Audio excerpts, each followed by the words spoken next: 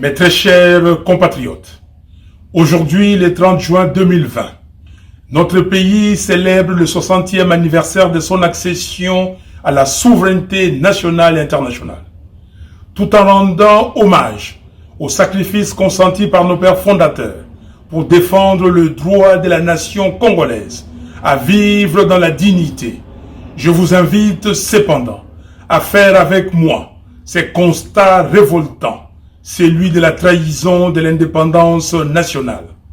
Nous avons détruit notre pays, souvent avec la complicité d'étrangers, pour les rendre aujourd'hui le 8e pays le plus pauvre du monde. Pire, certains Congolais ne se contentent pas seulement d'être fossoyeurs de la mère patrie. Ils l'offrent aussi en pâture à ceux dont ils acceptent d'être le marionnette. Ils font la honte du Congo de Lumumba, grand peuple de la RDC. Notre pays, comme la planète tout entière, subit une nouvelle preuve. Il s'agit de la redoutable pandémie du coronavirus. Je tiens à témoigner mon respect et mon admiration au personnel médical et aux équipes de riposte qui luttent contre la pandémie partout à travers les zones infectées du pays. Vous êtes des dignes filles et fils du Congo, et la patrie vous est reconnaissante pour votre dévouement. Je voudrais également exprimer toute ma gratitude et remercier les bénévoles, les mouvements citoyens et associations qui sont aussi engagés dans ces combats, notamment dans son volet social. J'apprécie à juste titre le soutien multiforme de la communauté internationale et des citoyens du monde qui se mobilisent pour aider la RDC à lutter contre cette pandémie. Je présente avec une émotion particulière mes condoléances aux familles des victimes du coronavirus. Je souhaite par ailleurs un prompt rétablissement aux malades et je bénis le Seigneur pour toutes celles et tous ceux qui sont déjà guéris. Je n'oublie pas la douleur des parents qui voient leurs enfants mourir tous les jours à cause des épidémies de rougeole et choléra ainsi que de la faim. Chers compatriotes, ne prenons pas à la légère cette pandémie de Covid-19. Observons scrupuleusement les mesures barrières. Soyons responsables. Au minimum, portons le masque quand nous sommes avec d'autres personnes et lavons-nous les mains régulièrement. L'Organisation mondiale de la santé vient de déclarer la fin de l'épidémie d'Ebola en RDC. Tous mes remerciements à l'OMS et à toute l'équipe de riposte qui s'est chargée de lutter contre cette épidémie. Très chers compatriotes, notre pays est une terre d'accueil et notre peuple est connu pour son hospitalité légendaire. Les étrangers et les réfugiés y sont toujours bien accueillis et respectés. Hélas, depuis plus d'un quart de siècle, une tentative d'extermination d'une partie du peuple congolais se déroule à l'est du pays et prend un tour tragique au nez et à la barbe de la communauté internationale. Cela a commencé depuis mars 1993 avec des graves massacres, des violations sexuelles et des attaques contre des enfants par les armées étrangères, ainsi que les milices et groupes rebelles affiliés à ces armées. Elle s'est poursuivie le 2 août 1998 à Kinshasa, à Mwanda et à Goma. Elle a connu un abominable déchaînement d'atrocités avec les massacres de Makobola, Kasika, Mwenga, Bunyakiri et tant d'autres, où des Congolais ont été enterrés vivants, brûlés vifs, éventrés ou décapités. D'autres ont été chassés de leurs terres, jetés hors de leur demeure, au vu et au su de tout le monde. Ces actes barbares, commis contre le peuple congolais, avaient dépassé les limites de l'abominable avec la guerre des 6 jours à Kisangani, entre les armées rwandaises et ougandaises, du 5 au 11 juin de l'an 2000. Le rapport Mapping de l'ONU, rédigé par le Haut Commissariat des Nations Unies aux droits de l'homme, qui décrit les violations les plus graves de droits humains et du droit international humanitaire commises en République démocratique du Congo entre mars 1993 et juin 2003, est restée lettre morte. Cette absence de justice internationale s'agissant de la RDC est non seulement choquante, mais surtout incompréhensible, car à ce jour, les massacres continuent. Les incendies des villages, les viols, les tueries à la machette se poursuivent et les déportations massives transforment le route du Grand Kivu, de l'Ituri et du Haut-Katanga en chemin de la mort et de la terreur.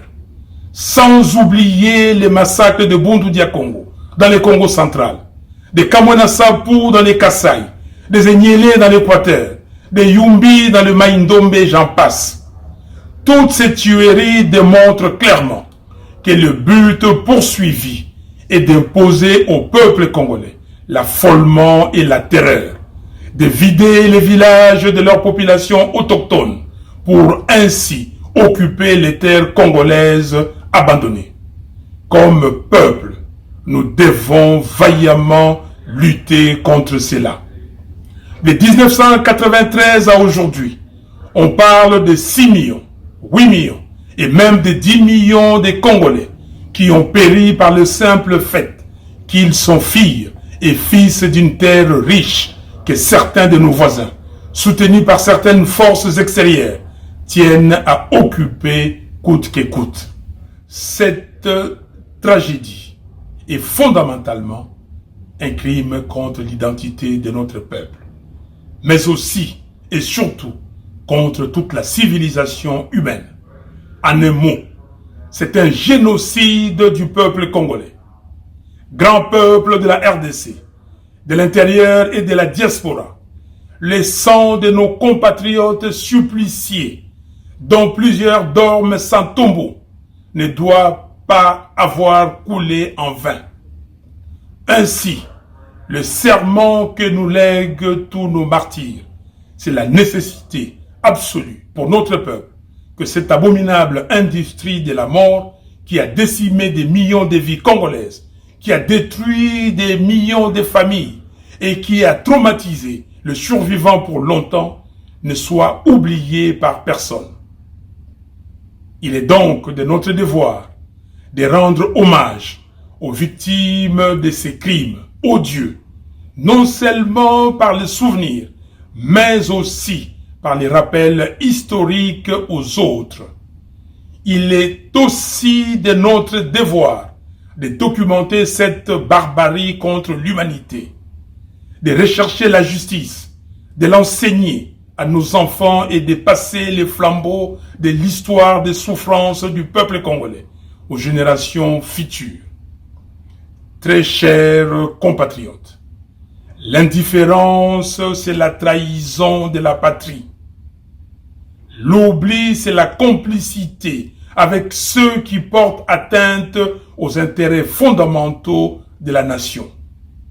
Les souvenirs, c'est pour que nos enfants ne soient pas infirmes de leur passé, car les générations de demain doivent savoir qu'il fut un temps où des millions de Congolais sont tombés et que le sacrifice de leur vie forme désormais les liens verticaux qui nous relient à la mère patrie et à notre mémoire commune.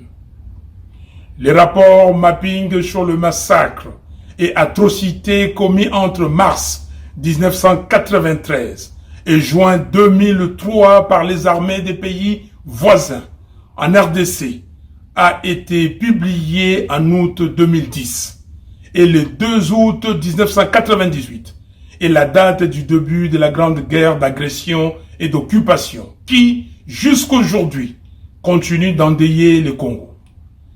En ces jours mémorables du 30 juin, jour du 60e anniversaire de l'indépendance nationale, je déclare solennellement que la date du 2 août doit dorénavant être la journée des commémorations du génocide du peuple congolais. À partir d'aujourd'hui, le 2 août doit être à jamais la date qui symbolise notre volonté affirmée de faire reconnaître le calvaire subi par notre peuple comme un crime contre l'humanité. Le 2 août doit alors être l'ardente expression de la révolte d'un peuple qui refuse que son pays soit occupé, balkanisé, c'est-à-dire coupé en morceaux. Partout dans la République et dans la diaspora, le génocide du peuple congolais doit être courageusement commémoré. Alors, dès le 2 août de cette année 2020, sortons les rameaux du deuil, pleurons nos martyrs et disons au monde, assez d'indifférence vis-à-vis du supplice du peuple congolais. Assez de négation de la tragédie du peuple congolais. Très chers compatriotes, aujourd'hui le Congo de Lumumba souffre. Le Congo de Kasavubu est saigné à blanc. Le Congo de Malula est à genoux. Nous sommes humiliés. Le pays va tellement mal que ce 60e anniversaire doit susciter une interrogation importante dans le chef de chaque Congolais et de chaque Congolaise. À savoir, pourquoi laissons-nous notre pays être détruit ou à la merci des autres? En effet, après les épisodes ahurissants de mauvaise gestion, des bradages du patrimoine minier, pétrolier, forestier, des volatilisations des recettes publiques, des privatisations du patrimoine foncier et de l'accaparement de certains biens de l'État par les profiteurs du régime de M. Kabila. Voilà que, en bons élèves, leurs complices dans les hold-up électoraux de décembre 2018 nous présentent dans la continuité un feuilleton nauséabond sur le montage d'un plan de détournement massif des deniers publics, baptisé Programme d'urgence de 100 jours. Œuvre d'un pouvoir issu du deal de la honte, en définitive de la trahison et de l'indignité. Les conséquences dramatiques de l'opprobre y rattaché viennent accroître la souffrance du peuple à travers la banalisation du pillage et du détournement des fonds publics, la corruption généralisée, la systématisation du tribalisme et du népotisme, la transformation en faits divers des tueries et des massacres des Congolais par des gangs armés étrangers qui écument l'est de notre pays. L'insécurité généralisée et persistante sur toute l'étendue de la République. L'occupation sans crainte de dénonciation ni de représailles d'une partie du territoire national par des milices et des armées étrangères. La création sournoise d'un État autonome au Tanganyika avec le déploiement ostentatoire d'une armée privée. Autant le feuilleton du programme de 100 jours n'a pas encore livré tous ses secrets au regard des révélations et accusations graves faites lors du procès et pour lesquelles M. Félix Tshisekedi devrait au minimum répondre politiquement. Autant j'exige que toute la lumière soit faite sur l'affaire des 15 millions de dollars des pétroliers, sur toutes les autres activités du programme des 100 jours, ainsi que sur les détournements de fonds opérés durant les 18 dernières années. Très chers compatriotes, ce 30 juin, j'appelle le peuple à briser les chaînes de la peur, de la soumission et de la résignation. Plus de lamentations, ni de supplications, comme les vaillants fils du pays Simon Kimbangu, Patrice Lumumba, Joseph Kasavubu et nos autres pères de l'indépendance, ainsi que nos martyrs du 4 janvier 1959. Brisons les chaînes de l'humiliation et bravons le système inhumain et dégradant de l'occupation. Le désordre total, qui n'a pas de nom, que nous observons actuellement dans le pays, n'a qu'une seule source, l'absence de légitimité des institutions et de leurs animateurs, cause fondamentale des crises politiques récurrentes dans notre pays depuis 60 ans. Le monde entier voit comment le pays qui devait être le moteur du développement de l'Afrique tout entière est en train de sombrer. Voilà pourquoi il est temps que nous puissions intérioriser et nous approprier les impératifs de notre hymne national. Dressons nos fronts longtemps courbés. Nous bâtirons un pays plus beau qu'avant. Nous peuplerons ton sol et nous assurerons ta grandeur. Serment de liberté que nous léguons à notre prospérité pour toujours. Très chers compatriotes, en ce moment où nos sœurs et frères noirs américains scandent partout que la vie des Noirs compte et que le mouvement a gagné du terrain partout dans le monde, nous devons nous rappeler la signification de notre hymne national, Debout Congolais. Ainsi, je condamne et dénonce le racisme et la maltraitance des Noirs sous toutes ses formes à travers le monde. Je soutiens le mouvement Black Lives Matter et j'adhère à la dynamique d'effacement dans les lieux publics, partout dans le monde, de tous les symboles qui rappellent l'esclavage et la maltraitance des Noirs. Les statues doivent aller dans le musée et être montrées dans les livres d'histoire. C'est déjà un premier pas que le Conseil des droits de l'homme de l'ONU ait adopté à l'unanimité le 19 juin 2020 une résolution condamnant le racisme systémique et les violences policières.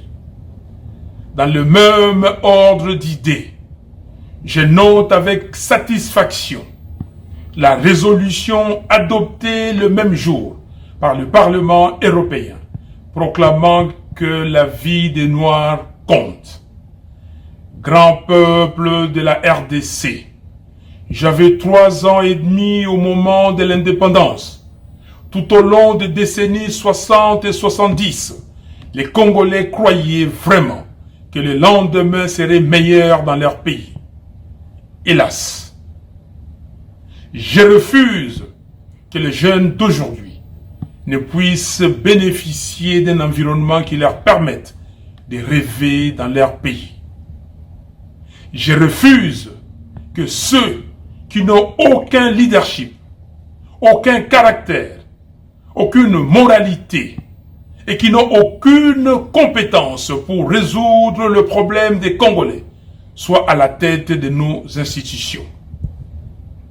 Je refuse qu'on continue à nous traiter comme des enfants et des affamés qui ont besoin de l'aumône.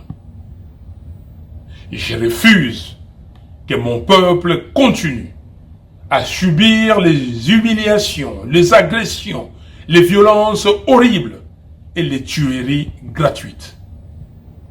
Je refuse la balkanisation de mon pays et les pillages de nos ressources naturelles. Et je refuse d'être complice du sous-développement chronique de la RDC.